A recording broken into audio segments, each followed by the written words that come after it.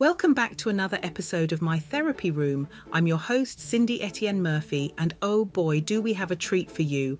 Brace yourselves as we welcome the incredible Ria Maynard, a supermum who is conquering the world with not one, not two, but three little bundles of joy, all under the age of 5. Wow. Ria, my friend, prepare to be showered with love and applause as we embark on this epic adventure together on the podcast. Thanks for having me, Cindy.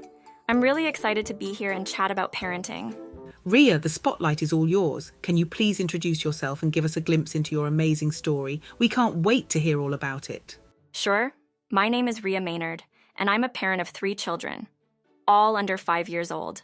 I have a background in early childhood education and a passion for supporting parents in their journey of raising happy and healthy children.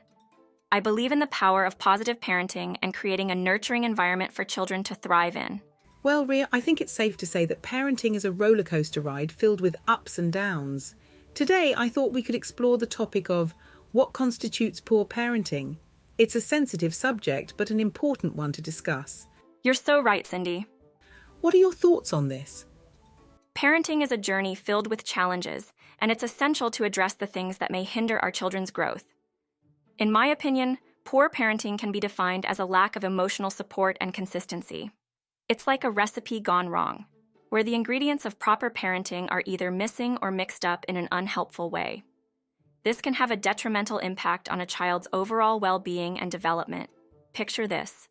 Poor parenting can show up in different forms, like neglect, emotional neglect, inconsistent discipline, harsh or abusive behavior, or a lack of involvement or interest. Each of these ingredients contributes to a less than ideal parenting dish. Neglectful parenting is when caregivers fail to meet a child's basic needs, leaving them hungry for the nourishment of food, shelter, clothing, and medical care. Emotional neglect, on the other hand, leaves children starving for love, support, and validation, which are essential for their emotional growth. Imagine a dish without consistency. That's what inconsistent discipline looks like. It's like having a recipe with constantly changing measurements or cooking times. The lack of clear boundaries and rules can leave children feeling confused and uncertain about what's expected of them. Now let's sprinkle in some harsh or abusive behavior. This adds a bitter taste to the parenting mix. It involves using violence, harsh words, or constant criticism to control or manipulate a child. Just like a spoiled ingredient, this can leave a lasting impact on a child's mental and emotional well-being. Imagine a dish made with indifference.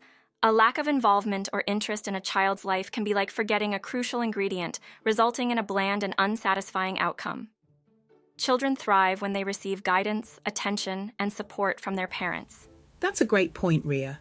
Emotional support and consistency are crucial for a child's development. It's all about being there for them, guiding them, and helping them navigate through life's ups and downs. Now, they may not always like or take the advice on board, but nevertheless, it's there for them to take, right?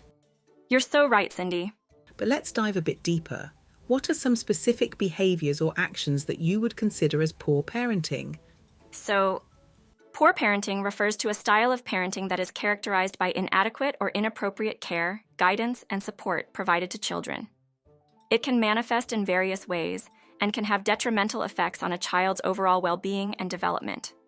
Some common signs of poor parenting include 1. Neglect. Neglectful parenting occurs when a caregiver fails to meet a child's basic needs for food, shelter, clothing, and medical care. This can result in physical and emotional harm, as well as a lack of proper supervision and guidance. 2. Lack of emotional support. Emotional neglect happens when parents fail to provide the necessary emotional support, love, and validation that children require.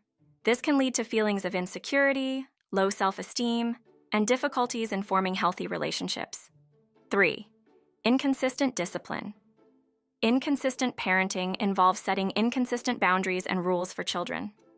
This can lead to confusion and a lack of structure in a child's life, which can impact their behavior and decision-making abilities.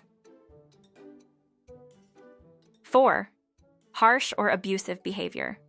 Physical, verbal, or emotional abuse is a severe form of poor parenting. It involves using violence, harsh language, or constant criticism to control or manipulate a child. This can have long-lasting negative effects on a child's mental and emotional well-being.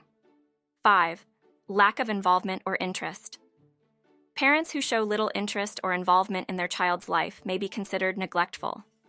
This can result in a lack of guidance, support, and attention, which can hinder a child's development and sense of security.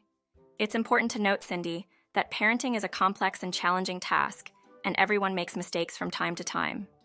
However, consistent patterns of poor parenting can have significant consequences for children. Absolutely, Ria. Consistency is key when it comes to discipline.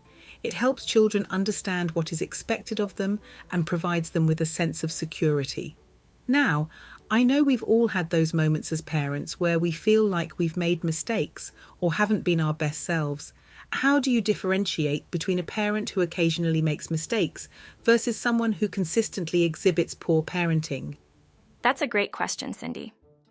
Making mistakes is a part of being human, and it's completely normal for parents to slip up from time to time.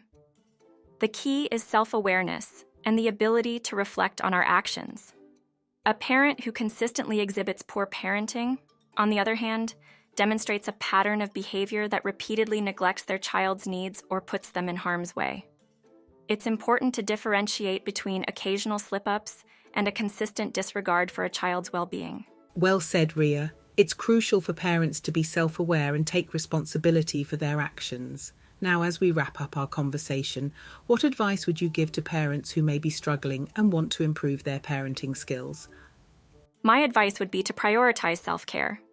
Parenting is challenging, and we can't pour from an empty cup.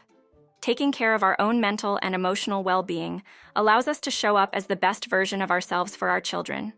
Additionally, seeking support from professionals, like therapists or parenting coaches, can provide valuable guidance and tools for navigating the ups and downs of parenting. Excellent advice, Ria. Self-care is indeed essential, and reaching out for help is a sign of strength, not weakness. Thank you so much for joining me today and sharing your insights on what constitutes poor parenting. It has been a pleasure having you on the show. Thank you, Cindy. I had a great time discussing this important topic with you. Parenting is a journey, and we're all learning and growing together. Oh, absolutely. Parenting can be quite challenging, but it's important to remember that it's all a learning experience. Nobody is perfect, right? As long as we stay self-aware and give it our best shot, that's all we can ask for. That's all the time we have for today's episode of My Therapy Room. I hope you found our conversation enlightening and thought-provoking. Remember, parenting is a continuous learning experience, and it's never too late to make positive changes. Join us next time for another insightful discussion. Until then, take care and be kind to yourself. Goodbye. Bye for now.